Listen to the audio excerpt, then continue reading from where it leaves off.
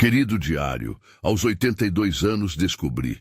Minha própria filha escondia um testamento falso.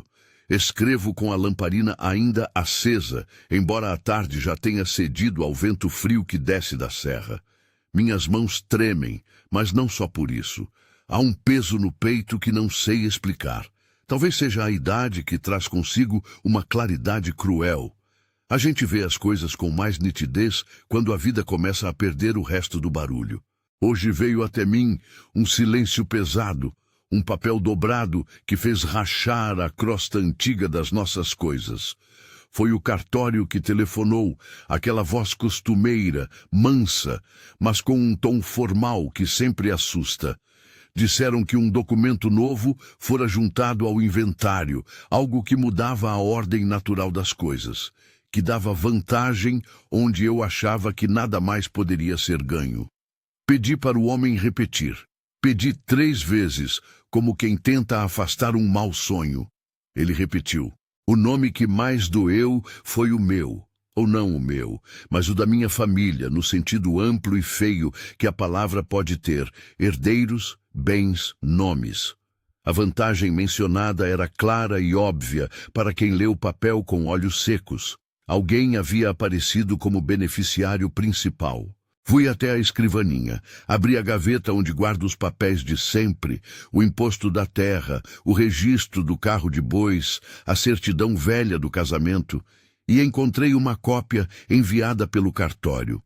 O papel tinha o cheiro amarelado dos documentos guardados, uma nota de tinta que parecia ter sido esquecida à pressa. A assinatura parecia minha, era a letra que eu reconheceria entre 1000. Mas e aí mora o outro espinho? A data vinha de 1 ano, em que eu jurava ter estado longe, com a febre e os remédios de sempre. A testemunha era um homem que eu só vira em fotografia. As rúbricas estavam deslocadas, como se tivessem sido costuradas por mãos que tentaram imitar o desenho de minha vida. Não quero, querido diário, começar por conclusões. Quero contar como as coisas me chegaram, uma a uma, como se folheasse o próprio corpo da família. Se essa história mexe com você, deixe seu like e acompanhe. Prometo contar tudo. A casa grande respira cheiros que me pertencem. Café coado em pinga de barro, poeira que pousa nas vigas do galpão, odores de lenha e couro, o perfume de roupa lavada que Teresa estende na varanda. Quando fecho os olhos, tenho a fazenda inteira como um álbum. O curral ao amanhecer, o sino que chamava para o almoço, o caminhar lento do tempo. Foi aqui que criamos Clarice. Ela nasceu entre variais e cantorias, com as mãos pequenas e sempre sujas de terra, até que aprendeu a limpá-las com cuidado. Quando penso nela naquela época, lembro do jeito com que ajeitava a gravata do Miguel, meu irmão, meu braço direito na juventude, antes de ir para a igreja da cidade. Hoje, aos 82, vejo na face de Clarice o mapa de todas as nossas falhas. A família não cresceu sem rachaduras. Houve perdas que ninguém menciona sem apertar a boca. Um empréstimo que virei em promessa. Noites que troquei por notas promissórias. Um coronel, Constantino, que rondou nossa fazenda como quem espera o boi cansar. Constantino era daqueles homens que chega com sorriso e sai com um pedaço de terra. Foi dele a primeira ameaça de desfalque real quando precisei de dinheiro para consertar o telhado do galpão. Lembro-me da conversa. Luz baixa, fumaça de cigarro, cheiro de pólvora em alguns gestos, e eu, jovem então, acreditando que podia negociar com elegância o que não tinha mais de elegante. Prometi terras, dei terras, quase perdi a casa grande. O ranço ficou. Era uma ferida escondida sob a pele das conversas, e algo daquela história havia atravessado gerações. Primeiro flashback. Lembro a noite em que fiquei sem dinheiro, e por orgulho fingi que tudo estava bem. Era verão. O céu de Minas estava limpíssimo e as estrelas vinham à mesa. Clarice tinha 12 anos. Ela trouxe meu copo d'água com a mesma naturalidade de quem serve sempre. Eu a agradeci. Falei de trabalho como se fosse uma canção. e ela me olhou com aqueles olhos que faziam perguntas que eu não sabia responder. No dia seguinte, soube que ela havia ido na cidade vender um broche da minha mulher. Um broche que, para mim, não tinha valor monetário, mas que guardava lembranças. Quando soube disso, senti um nó, de raiva e de gratidão estranha. Não sei dizer se me orgulhei da coragem dela ou se temi o nome que dava à nossa necessidade. Segundo o flashback, o dia em que minha mulher saiu. Não foi de vez, mas foi o começo de tudo que depois chamamos silêncio. Ela foi embora com a mala que levava vestes brancas e alguns livros. Falou com calma, com aquela frieza que transforma o gesto em sentença. Disse que não resistia mais às noites em que eu voltava alterado, falando com estranhos, negociando pedaços de terra como se fossem promessas que poderiam comprar afeto. Eu quis gritar. Em vez disso, fui ao meu quarto e encostei o rosto nas coxas do meu casaco velho. Clarice ouviu tudo. Na manhã seguinte, ela deixou uma nota colada no espelho. Pai, se precisar, me procure. E foi. Crescemos, nós irmãos, com essa falta como parâmetro. Voltei do passado e me vi apalpando o papel do cartório. Decidi que precisava entender mais antes de falar, porque palavras lançadas no calor eram como sementes que abortam no frio. Falei com Teresa, que anda entre a cozinha e a sala, como quem segura o coração da casa. Teresa é mulher de memória longa e língua curta. Já foi empregada da minha família desde que eu era moço, e com ela aprendi que as pessoas deixam pistas mesmo quando tentam escondê-las. Dona Teresa, perguntei, a senhora viu alguma coisa diferente, alguma caixa, um pacote que a senhorita tivesse guardado? Ela olhou para mim com aquele sorriso que é metade compaixão, metade segredo. O tipo de sorriso que me faz lembrar de festas escondidas na infância. Eu vejo muita coisa, senhor, disse, pegando o avental e apertando a dobra como quem ajeita uma memória. Mas guardo o que me pedem. Só que tem hora que o pedido vem e eu não sei se cumpro. Clarice tem andado para lá e para cá? Tem, senhor. Ela traz umas sacas, umas roupas da cidade e também traz uns envelopes. Acho que guarda umas coisas no antigo quarto da casa de hóspedes. Lá tem uma cômoda com rodinhas. Aí ela mexe de noite. Ela fez uma pausa e limpou a boca com o dorso da mão. Outro dia deixei de perguntar porque achei que era coisa de moça. Pensei que era recado de namorado. Teresa sempre chamava Clarice de moça, mesmo agora, com mais de 50 anos e com netos para dar e vender. Fiquei pensando. Envelopes, roupas, noites, pequenas ações que podiam ser explicadas com banalidade ou com outra espécie de necessidade. Conversei também com Miguel. Miguel tem rugas que falam de serviço e um peito que guarda ressentimentos como se fossem pedras. Ele é de poucas palavras quando a coisa aperta.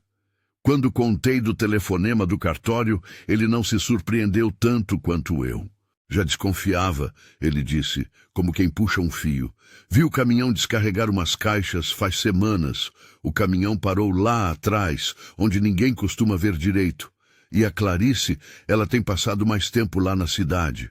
Foi comprar coisa ou foi vender coisa, não sei. Miguel devolveu um olhar que era mistura de acusação e medo. Acusação, porque nas feridas antigas ele sempre encontra um culpado. Medo, porque sabia que se o escândalo viesse à tona, ele próprio podia perder o pouco que tem de tranquilidade. Comecei a remexer gavetas, a abrir caixas velhas no sótão, porque as coisas guardam seus próprios testemunhos. Achei um diário antigo do meu pai. Páginas cheias de letras pequenas e uma caligrafia que parecia a minha antes do tempo ter mexido com os dedos. E dentro dele, um envelope sem data. Não era o testamento, mas continha recortes de jornal, uma carta do tempo em que vendemos parte da fazenda, anotações sobre uma dívida que empurrou meu nome para longe de tranquilidade. Pisar nesses papéis é como pisar em ossos, faz doer, e os ossos contam histórias. E então encontrei a cômoda que Teresa mencionara. Era no quarto da antiga governanta, um quarto que fiquei sem usar desde que a casa ganhou paredes de silêncio. A cômoda tinha avais de madeira, gavetas que rangiam com um som que parecia falar. Abri a segunda gaveta e, entre lenços e vestidos com cheiro de lavanda, encontrei um envelope pardo. Havia um selo do cartório, e por calor da coisa pus a mão e tirei. Dentro, um papel dobrado, o tal testamento. Segurei o papel como se segurasse uma criatura ferida. A letra da assinatura era minha, mas o traço final tinha algo diferente, como se alguém tivesse tentado reproduzir a pressa das minhas coxas do tempo. As testemunhas citadas eram nomes que nunca me fizeram cantar. Havia rubricas deslocadas. E o dispositivo final, Clarice, minha filha, aparecia como beneficiária majoritária, com poderes amplos. Era um documento que, se admitido sem contestação, viraria tudo de cabeça para baixo. Não apenas por pecúnia, porque havia na família uma ordem de cuidado, um respeito por quem estava mais fraco, e aquilo tirava do seu lugar a gente que já tinha direito àquilo. Senti uma mistura de raiva e de perda. Não sei explicar bem. Às vezes, a raiva é só um nome que damos ao desamparo. E logo depois que o aperto veio, uma necessidade intensa de entender o porquê. Por que Clarice faria algo assim? Por que esconder nas roupas, como se temesse que eu encontrasse? Ou por que esconder de mim, justamente de mim, que passava os dias entre papéis e galpões? Resolvi encarar a filha. Não sabia se era coragem ou mera impaciência de velho. Vi que ela estava na cozinha, com a panela no fogo e a cara de quem preparava algo para os outros. Sempre foi esse traço: cozinhar para curar. A casa cheirava a cebola e trovoada. Clarice me viu entrar e engoliu uma palavra. Havia marcas nos cantos dos olhos que o tempo fez dobrar como papel usado. Pai, ela disse, o senhor está mexendo nos papéis de novo? A senhora gosta de coisas escritas, filha, respondi. Ou prefere que a gente deixe que as coisas se escrevam sozinhas? Ela riu, mas era um riso de quem tenta amortecer um golpe. O riso sumiu rápido quando coloquei o envelope sobre a mesa e o abri. Não queria aguçar a dor dela com o ato frio, mas também não podia deixar de ver, de tocar, de saber. Isso estava na sua cômoda, falei. Por que escondia? Clarice afundou a mão no avental e na ponta do dedo apareceu uma mancha de farinha. Ali, naquele gesto ordinário, vi uma tentativa de normalidade. Mas ela se tornou rápida. Não escondi para te enganar, pai. Tire de mim essa ideia. Então por que está em seu quarto? Porque tem seu nome em destaque, como se fosse dona da casa inteira? O silêncio se esticou. Clarice virou os olhos para fora da janela, como quem procura resposta no céu. Havia um tremor contido na sua voz, uma fragilidade que eu conhecia bem. Essa fragilidade não era apenas fraqueza, mas algo que vinha de um comprimido de medo engolido em dias de seca. É longo, disse ela finalmente. Tem coisas que não entendem com pressa. Tem coisas que eu fiz para proteger. A proteger a quem? Perguntei, com a voz cortando. Talvez eu quisesse que a palavra saísse dura, como aço frio. A família, a casa. Alguns aqui dentro não sabem medir o perigo, pai. Tem gente de fora que anda rondando com olhares de cliente e risos de cobrador. E eu não queria que... Ela parou, como se uma linha invisível impedisse que terminasse. Você acha que não sei o que a noite faz? Retruquei. Você acha que não vi Constantino passar 3 vezes pela porteira? Ela virou-se de frente para mim. Nos olhos dela havia um brilho que me fez recuar. Era mais do que medo. Era resignação e uma espécie de vergonha. Eu sei, disse ela. Eu vi. E então pensei que não precisava que todo mundo soubesse. Pensei que, se eu conseguisse um pouco de segurança, se eu pudesse dar um passo à frente, talvez ninguém mais tivesse que vender uma vaca por mês para pagar conta. E a assinatura? Perguntei. A minha assinatura. Você tirou de mim? Você falsificou? A pergunta saíra sem que eu a pensasse demais. Havia nela o peso de um filho que acusa a própria mãe. Clarice se encolheu.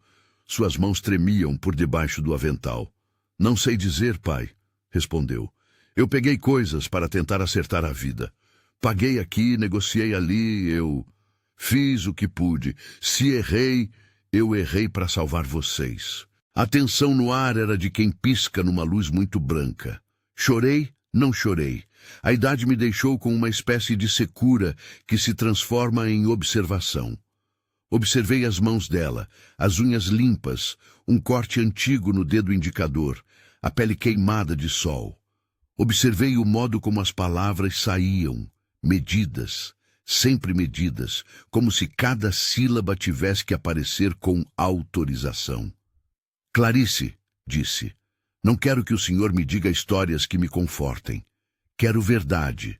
Verdade é fogo, ela murmurou. E o senhor sempre teve medo do fogo. Talvez por isso a gente nunca aprendeu a cozinhar com ele. Fiquei atônito com a frase, porque ela dizia algo que eu já sentia. Eu havia tido medo muitas vezes. Medo de perder respeito, medo de ser visto fraco, medo de que minha família fosse reduzida a números de conta. Clarice enxergava isso, e de algum modo usou do meu medo para justificar o próprio. Não houve grito, não houve cena cinematográfica, apenas a cozinha, o som do fogo e a minha respiração curta. Ela saiu da frente como quem retira um pano seco. Foi até a porta e, antes de pôr a mão no trinco, disse apenas: pai, não conte a ninguém por enquanto. Não contar? Repeti. Por enquanto? Você acha que esconder um documento acaba com o problema? Ou você acha que quem esconde está acima do que esconde? Clarice me lançou um olhar que eu não suporto. Era a mesma expressão que tive ao ver meu pai assinar coisas sem me pedir opinião. Havia nela um desafio manso, quase pueril. Eu não escondi para ganhar de você, disse ela. Escondi porque achei que precisava dar um fôlego. Se o senhor quiser contestar, faça. Mas pense, quem perde com isso não é só o senhor. É a gente toda. Foi um golpe direto. Ela falou a gente como quem inclui mais do que sangue. Falou a gente como quem conhece o fio invisível que liga nossas necessidades. Saí dali com a sensação de que tinha recebido uma oferta. A escolha entre ser o velho guardião da lei da casa ou tornar-se testemunha mansa de um desvio que talvez sustentasse alguém. Ao fechar a porta atrás dela, vi cair no chão um pedaço de papel. Peguei e li. Era um recado curto, com uma letra que eu não reconhecia. Não se precipite. Há mais coisas no sótão. A frase era simples e me soou como aviso ou como provocação. Fui até o sótão naquela hora, mas já era tarde demais. O sótão guarda o tempo de quem não dorme, e naquela noite o tempo estava fechado em portas que não se abrem fácil. Voltei à minha mesa e escrevi isso que agora você lê, querido diário, porque quando abro o papel e relia as palavras, o mundo volta a tomar forma. Ainda não sei se há falsificação ou apenas um erro. Não sei se Clarice fez tudo sozinha ou se houve outros.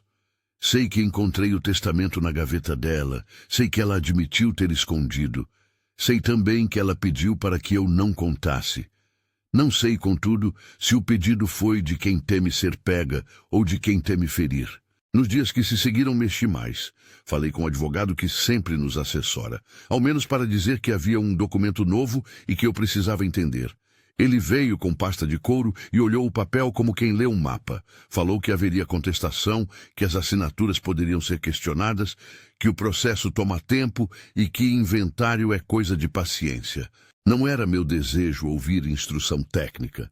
Eu queria que ele me dissesse que aquilo era impossível, que era uma peça mal feita que o tempo desfez.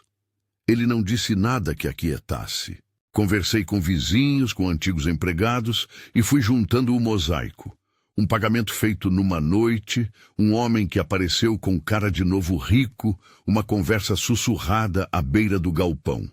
Miguel, que nunca foi silencioso demais para guardar rancor, Soltou o que sabia sobre visitas noturnas de Clarice à casa de Constantino. Teresa confirmou movimentos estranhos de uma pessoa que vinha e ia sem se anunciar. Havia uma fotografia antiga que apareceu, uma imagem de Clarice e de um senhor que eu não conhecia, sentados à mesa. Em cima da mesa, um envelope. A fotografia sozinha já puxa o fio de muita coisa. E nesse puxar de fios, encontrei mais uma coisa.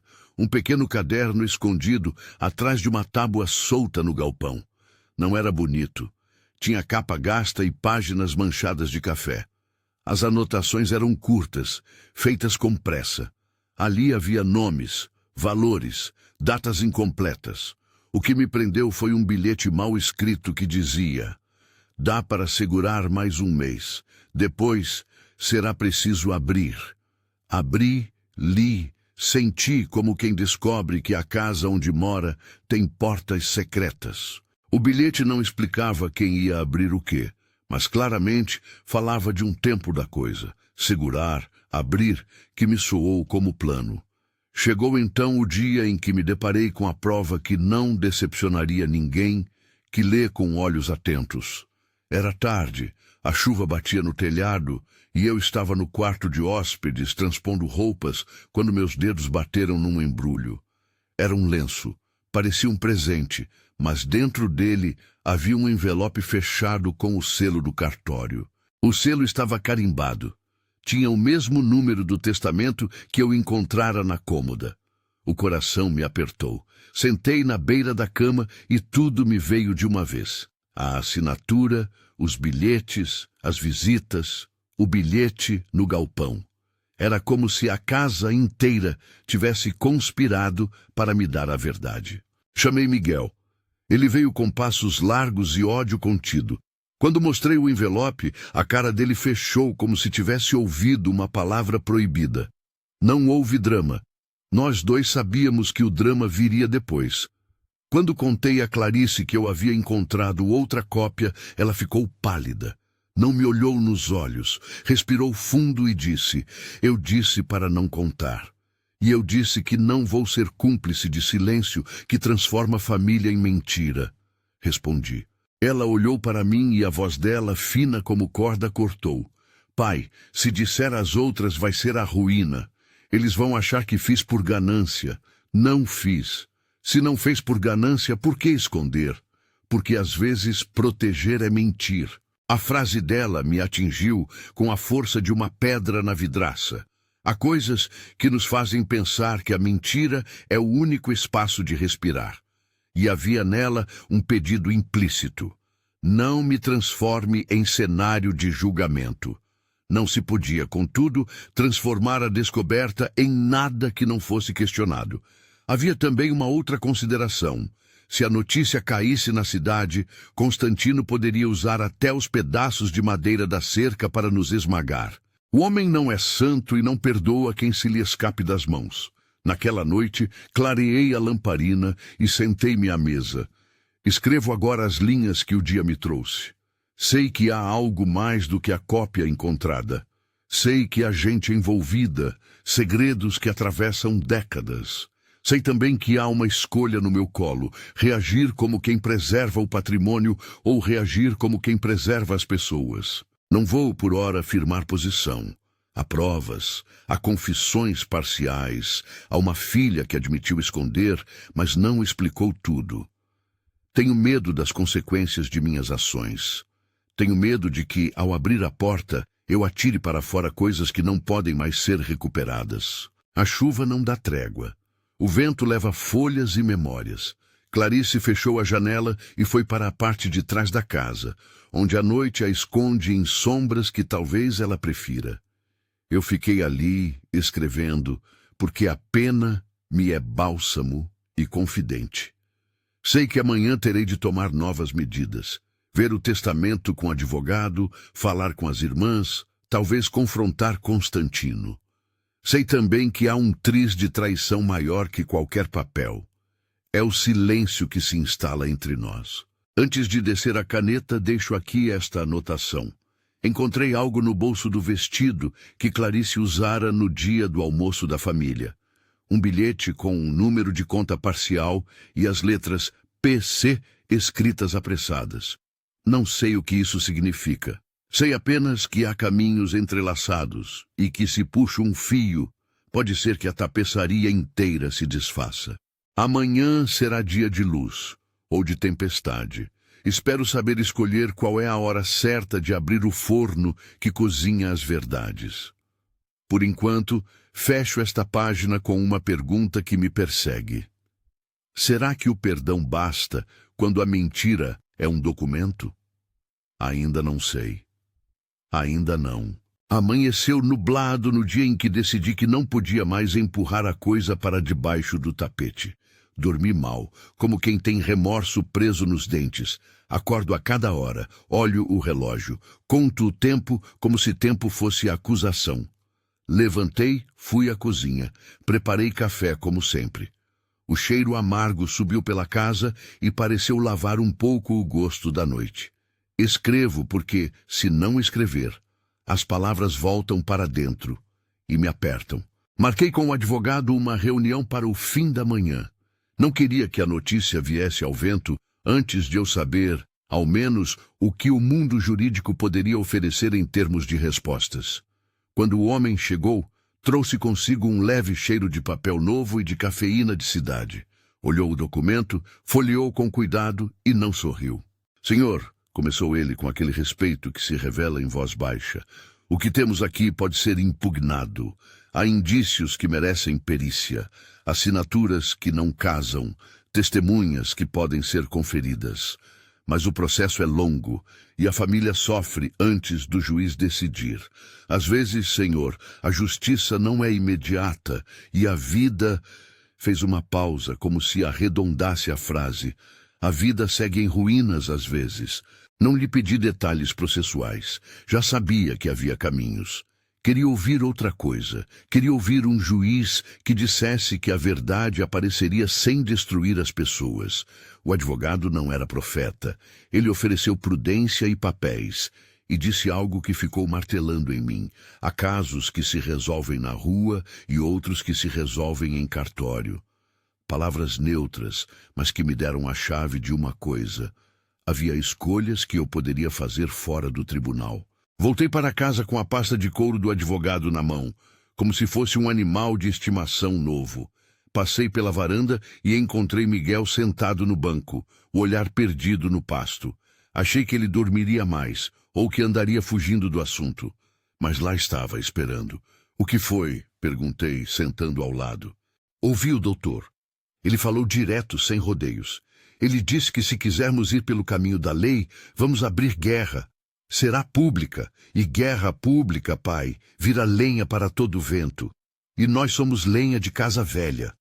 Miguel disse aquilo como quem dá conta de algo que sempre soube, que os segredos, quando revelados, viram fogo e queimam mais do que papéis. Em seus olhos, vi o medo de perder não tanto dinheiro, mas o sossego que nos restava. Decidimos convocar as irmãs. Não as convidei para uma festa. Mandei recado seco. Venham, precisamos conversar.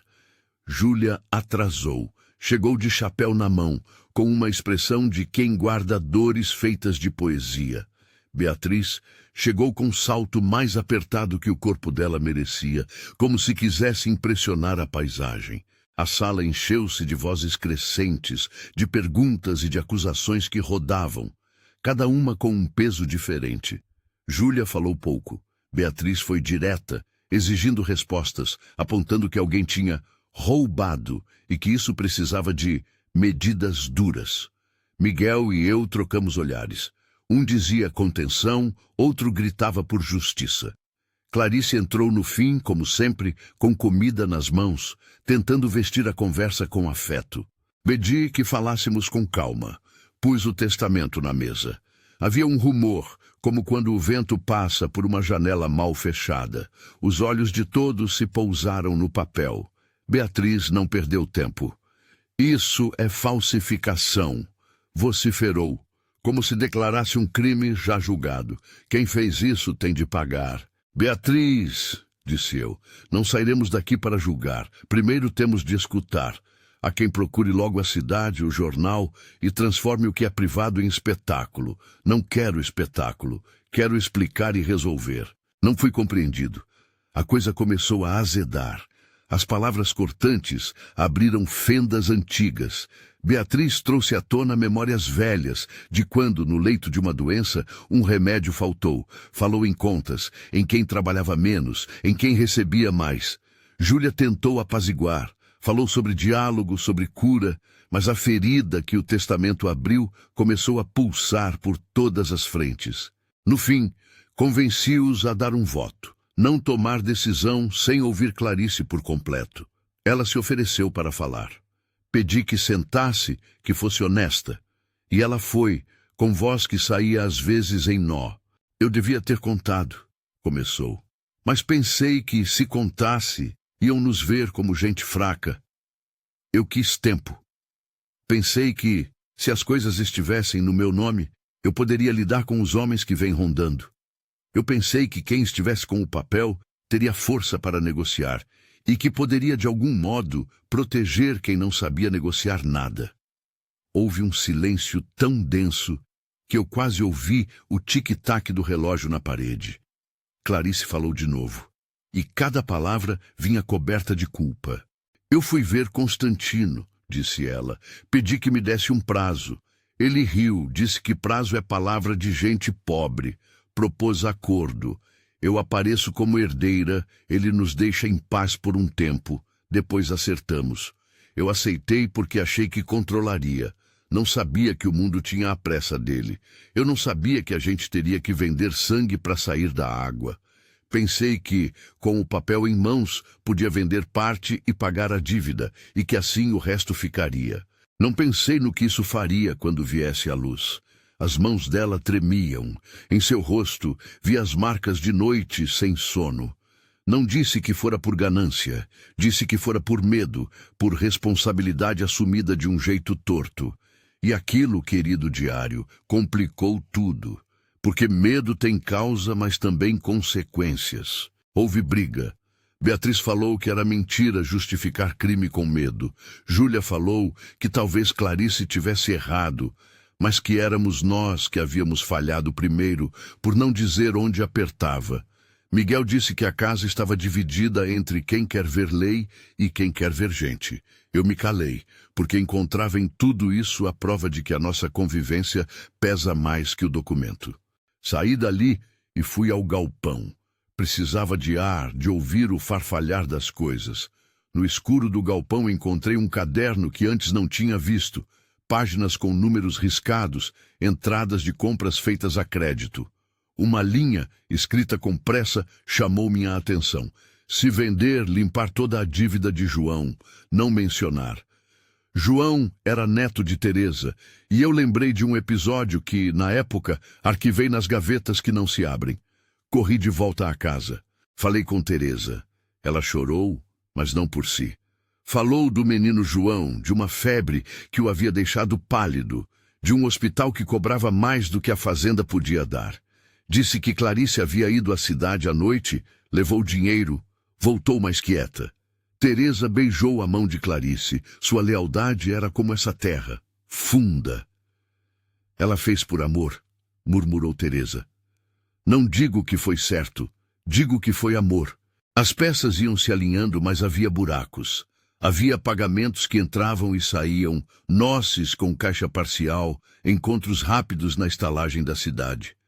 Havia também a presença de Constantino, o homem que corroía com perguntas e propostas, o homem de sorriso que vendia vento. Decidi, então, que precisava falar com ele. Fui à casa dele com as botas ainda cheias de barro. O homem me recebeu como se casa grande e terra velha fossem coisa que homem da sua estatura tratava com naturalidade. Falou de safras e de chuva, e enquanto falava, eu observei as mãos. Unhas limpas, anel novo, o tipo de mãos que não sujam. Vim para conversar, disse eu. Sei que teve conversas com Clarice. Ah, senhor, respondeu ele, sem cerimônia. Eu só negocio. Não gosto de confusão. A senhora tem medo do que pode sair da boca dos outros. Negociar com quem tem preço é fácil. Quero saber se houve pressão. Ele sorriu, e o sorriso não veio limpo. A vida é troca. Eu ofereço e peço. Por que o senhor se mete? Porque a vida da minha família não é mercadoria que se troca em banca de feira. Se houve pressão, se houve jogo sujo, não quero ver a minha casa entregue de graça. Ele inclinou a cabeça, como quem analisa um boi que vai para o brete. Senhor, falou, a senhora sabe que a cidade é grande e que nós, do campo, às vezes aceitamos condição que nos dá ar. Não posso falar do que não sei, mas se houve acordo, houve por necessidade. Quase ri. Não me venha com palavras bonitas, Constantino. Sei como a sua gentileza tem gosto de bode. Sei o que prometeu.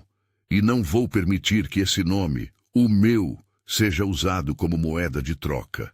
Ele fez uma careta como quem foi cutucado. Cuidado com a boca, meu velho, disse. Quem fala demais arrasta consigo mais do que a pronúncia. Lembre-se que a terra que você pisa já passou por minhas mãos. Sentei-me e falei com calma, e disse aquilo que no fundo era verdade, que eu não queria guerra, mas que não permitiria que ninguém usasse a minha família como trampolim para a sua glória. Usei as palavras da minha vida, essas que aprendi com o tempo. Firmeza sem arrogância. Algo nele cedeu, talvez o fato de ele ver que eu ainda dispunha de nome. Prometeu recuar o uso do testamento como instrumento de pressão, mas disse, de modo quase despreocupado, que se alguém viesse com ação, a cidade teria o que fazer. Voltei para casa com a sensação de que havia ganho pouca coisa. À noite, porém, Clarice veio até mim. Sentou no batente da porta e ficou ali, em silêncio. Havia um cheiro de linho úmido nela. Pai, ela começou, eu fui tola. Achei que poderia controlar, e acho que no fundo não queria que ninguém soubesse que a gente passava aperto. Tinha vergonha. Vergonha de quê? Perguntei. De sermos fracos, respondeu. De termos contas no nome de quem morreu, de ter menos do que outros, de ouvir as pessoas cochichando. Eu quis que a gente não fosse tema de conversa. Quis que a noite resolvesse o dia. Fiquei olhando as mãos dela. Havia uma cicatriz leve no polegar, marca de trabalho e de luta. Pensei nas responsabilidades que pisei com os pés e deixei de olhar. Tive vontade de segurá-la, de dizer que o perdão limpava tudo, mas sabia que palavras vazias não bastavam. Tinha de haver consequência, não por vingança, mas por necessidade de dignidade, a nossa. Você vai ter de responder, disse eu, para mim, para as irmãs e para você mesma. Não posso permitir que se crie o precedente de que se esconde por bem. O bem não nasce de máscara. Ela chorou de novo, dessa vez sem vergonha, apenas desabando a verdade que a sufocava. Pai, sussurrou, se eu pagar tudo, se eu devolver o que fui capaz de tirar, isso apaga? Se eu me ajoelhar diante de todo mundo e pedir perdão, as coisas voltam? Nem sempre, respondi com honestidade. Mas o arrependimento é começo. Tem de haver reparação de algum tipo, sim. E precisa ser pública. Mentira que se esconde fere mais porque a gente sempre sabe que existe. Não lhe dei uma solução mágica. Ofereci um caminho de humildade. Ela aceitou. E com isso veio outra dor. Como reparar se o que ela havia feito havia, em parte, sido usado para pagar contas que ninguém mais poderia arcar?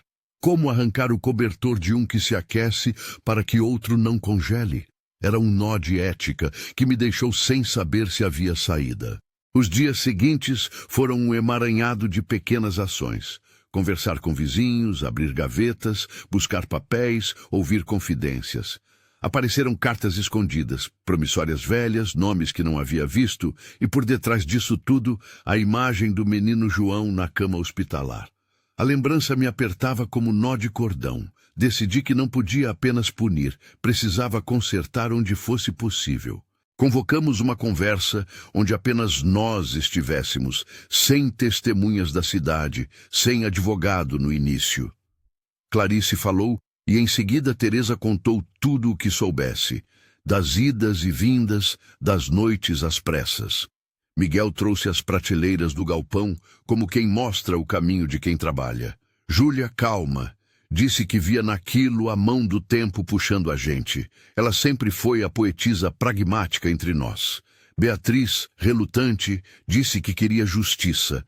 E eu disse o que pensava, que a verdade viria, e que o que eu queria era que ela viesse arrumada por termos de casa. Seguimos um plano que não chamarei de plano legal, porque não lhe darei nome. Decidimos entre nós que Clarice confessaria numa reunião familiar, que se ofereceria a pagar dentro do que pudesse, e que o que não fosse pago seria objeto de busca de fontes que eu, com meus anos, poderia encontrar. Vendas antigas, peças que poderiam ser negociadas com quem nos devia ou com quem comprara nas épocas em que a fome apertava. Não era uma trança perfeita, era, isso sim, mãos a se juntar para curar. Houve resistência.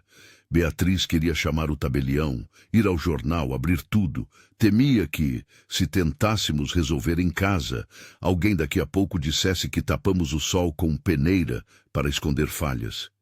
Eu compreendia a desconfiança. E compreendi também que havia um preço para tudo.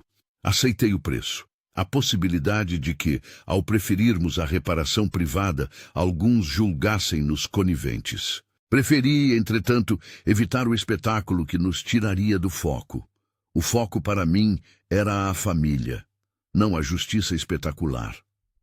Na tarde em que Clarice se levantou, em frente à mesa, e confessou tudo com voz arranhada, a vizinhança mais próxima soube. Palavras correm. Ela falou o que já havíamos ouvido, mas com um acréscimo. Revelou que havia usado parte do dinheiro para pagar um débito antigo de Miguel, que não sabia contar as noites que ele passou sem dormir e para quitar parte da dívida hospitalar do menino João. Contou também que, numa tentativa desesperada, havia deixado um pedaço do documento com Constantino como garantia, na esperança de que a figura dele segurasse o fogo. Esse pedaço fora, segundo ela, a coisa que a envergonhava mais. A responsabilidade de ter trazido o nome de pessoas que não pediram para ser peças dessa história. Quando a conversa terminou, a casa ficou como sempre, cheia de pratos por lavar, de vozes baixas, de ações de quem precisa recompor cotidiano. Saí para o quintal e fiquei observando as nuvens que passaram como rebanho. Pensei em minha mulher, que não estava mais, em como ela talvez desse uma bronca que fosse capaz de fazer a gente rir e chorar ao mesmo tempo. Pensei no quanto eu havia falhado em ver o que precisava ser visto. A pobreza que se enfileira sob o piso de boa aparência. A dor de perceber isso é de quem é velho, que já tem remorso em quantidade de terra. Um mês se passou. Não sou homem de decisões rápidas, mas sou homem de convicções duras. Havia tomado uma decisão, não buscar o escândalo primeiro. Combinei com o advogado que ele faria uma consulta preliminar, que verificasse a situação sem dar movimento público ao processo. Em paralelo, organizamos uma prestação de contas. Clarice, com a ajuda de Teresa e de alguns vizinhos, reuniu as vendas possíveis. Um par de bois que estavam a mais, uma porção de lenhas vendidas, objetos que podiam ser convertidos em dinheiro. Não era o bastante, mas era começo. Um dia, Beatriz não apareceu à mesa. Foi até a cidade e voltou só no fim da tarde. Trazia consigo um envelope selado. Abriu e leu com voz baixa. Havia alguém que, sabendo do caso, oferecera um valor justo por parte da terra, desde que a transação fosse transparente. Em outras palavras, alguém disposto a comprar por preço decente e que exigia honestidade. Foi um momento estranho, a possibilidade de tirar o fardo de cima sem vergonha. Mas vender parte da terra era também desafiar a memória que eu guardava dos meus. Houve angústia. Havia uma divisão. Vender para saldar dívidas e seguir em paz, ou manter a terra e arriscar mais noites de aperto? A resposta não veio clara. Ao fim, fomos levando com os soluços de quem faz escolha. A cidade, porém, é boba, percebe tudo e transforma. Um conhecido de Constantino, tropeçando em palavra, espalhou rumor. Uma banca de jornal publicou um comentário maldoso, e a coisa veio à tona. Chegaram ao portão 2 homens vestidos de autoridade. Não eram homens de polícia, eram homens de pretexto. Perguntaram, bisbilhotaram. As pessoas cochicharam. A vergonha caiu como lenha molhada sobre a casa. Beatriz foi à frente do ataque. Disse que eu tinha protegido demais, que a decisão de não expor fora meu erro. Júlia, por sua vez, veio com carinho. Miguel foi varando-se ao meio, sempre calado.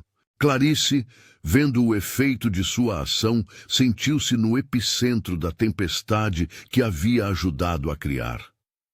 Tive vontade de dizer que ela tinha me enganado, que era traição, que eu a expulsaria, mas a traição dela nascera de um lugar escuro do amor.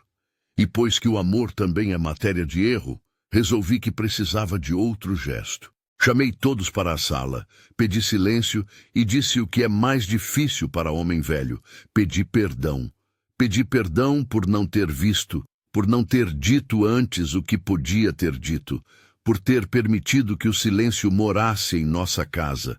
Pedi perdão por qualquer gesto que tenha empurrado Clarice para a necessidade de tomar medidas tão drásticas. A fala teve reverberação. Alguns riram, outros choraram, mas ninguém negou que algo mudara. Ao fim, propus algo que talvez parecesse insensato para os de fora, que fizéssemos uma assembleia na igreja com amigos de confiança, e ali Clarice faria uma confissão pública. Não uma confissão para escárnio, mas para reconhecimento. Propus também que, caso a venda parcial da terra fosse o caminho, fizéssemos tudo com divulgação clara, para que ninguém dissesse que houve manipulação. Ofereci nas minhas palavras um compromisso. Eu faria a mediação com quem quisesse comprar. Eu não venderia algo por preço vil. E o que entrasse, entraria para sanar as dívidas. Não sei se o que propus veio mais do medo de ver a família despedaçada, ou da ânsia de restaurar alguma honra. Talvez foi tudo junto. Houve resistência, óbvio. Beatriz disse que eu queria salvar Clarice às custas de outro. Júlia inicialmente vacilou. Miguel, com sua voz de homem que guarda carinho, disse que nos auxiliaria. Teresa apoiou Clarice como costumava. No fim, fomos à igreja, que tem janelas pequenas e banco que rangem, e convocamos pessoas que sabíamos que protegeriam a verdade. O padre, o professor da escola, a dona da mercearia. Não foi espetáculo, foi testemunho. Clarice falou. Contou tudo como tinha contado em casa e pediu perdão. Teve a coragem de delinear para quem estava ali, não só o erro, mas também a intenção torta. O padre, homem de mãos rudes e olhos suaves, disse algo que ficou comigo. Arrepender-se não é apagar, é vestir as falhas com outro tecido. A Assembleia não a absolveu automaticamente.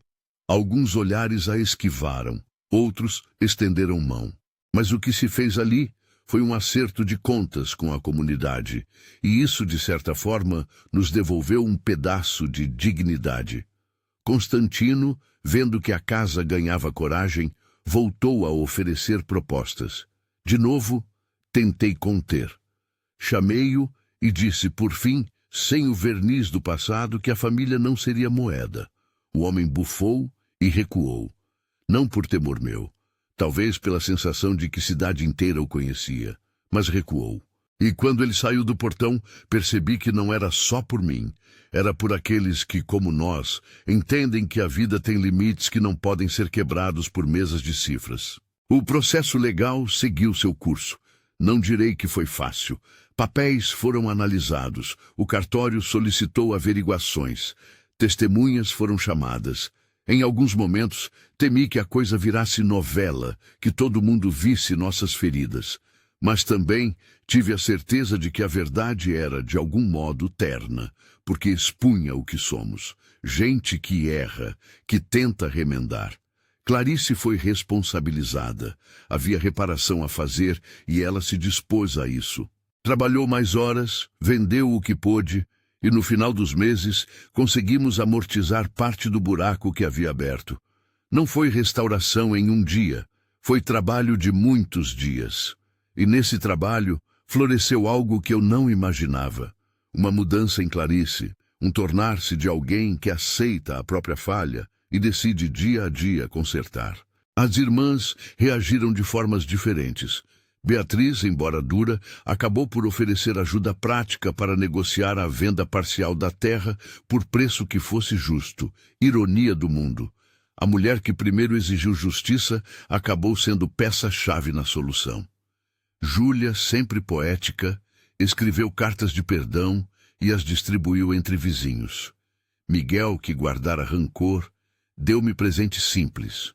Um tronco entalhado, um punhado de sementes. Essas coisas, para quem vive no campo, são como moedas de afeto. Houve quem nos julgasse.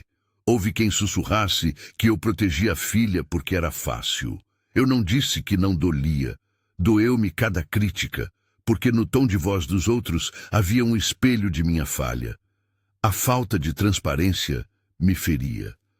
Contudo, preferi pagar o preço, porque diante de tudo, vi que o que importava era manter laços onde fosse possível, e que não se faz justiça se o que fica é o desespero. No epílogo dessa fase, houve um dia que me marcou. Sentei-me à mesa com Clarice, com as mãos dadas sobre o tampo, e ela me entregou um lenço branco. Era um sinal pequeno, quase tolo, mas nela tinha peso.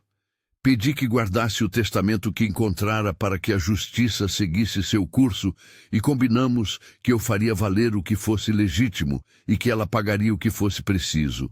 Foi um acordo de pai para filha, sim, mas também de gente para gente. Há, entretanto, uma outra ferida que não se cura fácil, a desconfiança. Algumas pessoas da cidade não voltaram a sentar conosco. Alguns negócios esfriaram. Há quem diga que a casa grande perdeu brilho. Talvez tenha perdido mesmo, mas há algo que me conforta. O abrigo para os que mais precisam continua. João, o neto de Teresa, está melhor, e vejo nele um brilho que me acalenta mais do que qualquer pedacinho de terra. Isso me lembra que, no fundo, o legado que importa não é tanto o que se fura no papel, mas o que a gente deixa no rosto das pessoas. Tem dias em que ainda acordo com as mãos tremendo mais forte. À noite, quando a lamparina clareia a sala, lembro da primeira vez que vi Clarice pequena, enchendo o copo d'água. Lembro de meu pai também, de como assinava e fazia promessas que depois não cumpria. Naquelas memórias, vejo padrões, medos que atravessam geração, vergonha que corrói, silêncio que adubou a mentira. Tenho pensado muito sobre isso, sobre quanto silêncio alimenta os falsos atos que depois se transformam em dor. Talvez o maior ensino que essa história me deu é esse. Quanto mais falamos, menos inventamos. Há consequências que não posso desfazer. Reputações manchadas, amizades que se foram, a certeza de que a confiança nem sempre volta inteira. Mas há também o que conseguimos costurar. O reconhecimento público de um erro, a ação de quem se dispõe a reparar, as sementes que plantamos para que os netos não repitam nossos modos de se esconder. Clarice, embora marcada, voltou a ser filha. Mais do que isso, voltou a ser alguém que aceita responsabilidades. Não a absolvi incondicionalmente. Não pude e nem quis. A absolvição, quando vem indevida, é cúmplice do erro. Às vezes, me pergunto se agi certo. Poderia ter ido ao cartório e levantado ações imediatas. Poderia ter convidado a polícia e transformado tudo em lição pública. Mas penso que, assim como a terra responde melhor a quem a trata com cuidado, também as pessoas respondem mais quando lhes damos possibilidade de conserto. Não digo que seja o único caminho. Digo que foi o meu. E isso pode soar egoísmo para outros, mas foi, ao fim e ao cabo, o gesto que talvez salve mais do que o patrimônio. Salvou o que restava de nós mesmos. O processo segue. Não é perfeito. Há momentos em que o cansaço pesa, quando vejo Clarice carregar sacolas e me pergunto se o preço não é alto demais. Às vezes, vou à janela e a imagem da casa me parece outra, menos vaidosa, mais verdadeira. Tenho pensado no menino João, em Miguel, em Teresa, e percebo que a salvação que buscamos é múltipla. Não está apenas no papel, está na gente que se ergue para sustentar o que poderia ruir. Hoje fecho esta página com o coração um pouco menos apertado. Ainda não há sentença final. Talvez nunca haja uma declaração que diga quem errou mais. Mas há verdades, que Clarice escondeu o testamento, que ela o fez por medo e por uma tentativa de proteger. Que o erro foi grave e que, apesar de tudo, encontrei espaço para perdoar e exigir reparação. Nunca foi simples. Não me orgulho do que aconteceu, mas vejo que em meio ao estrago também houve sementes de honestidade. Sei que amanhã posso mudar de ideia quanto a alguns passos. Sou homem de dias e de dúvidas. Mas hoje, ao olhar para o jardim e ver as folhas miúdas brilhando após a chuva, penso que a vida é um inventário mais amplo do que os papéis que assinamos. Inventaríamos também erros, afagos, escolhas e confissões. Escolhi, por enquanto, manter a família unida, não na impunidade, mas na reconstrução. Isso exige trabalho, e o trabalho, como a terra, é humilde. Querido diário, escrevo para que estas linhas fiquem como testemunho de um octogenário que tarde descobriu a aridez de seus ombros. Se há um remédio para a vergonha, talvez seja a coragem de admitir que falhamos e de permitir que o remendo seja feito. Permitir também que, quando for preciso, a vida nos julgue não de forma espetacular, mas justa e com compaixão. Por fim, deixo aqui uma pergunta que me acompanha desde o primeiro dia em que abri o envelope. Se fosse com você, o que faria? Perdoaria? Exporia? Protegeria? Julgaria? A resposta é pessoal e pesada. A minha hoje é esta: buscar justiça com misericórdia, reparar onde possível e não transformar o erro em espetáculo. Amanhã veremos se essa escolha se prova sábia. Fecho a caneta. A casa respira, o vento varre as folhas e, sob a lamparina, há um lenço branco repousando sobre a mesa, memória de uma promessa feita e da vontade de que as pessoas encontrem, mesmo nas falhas, um caminho de retorno.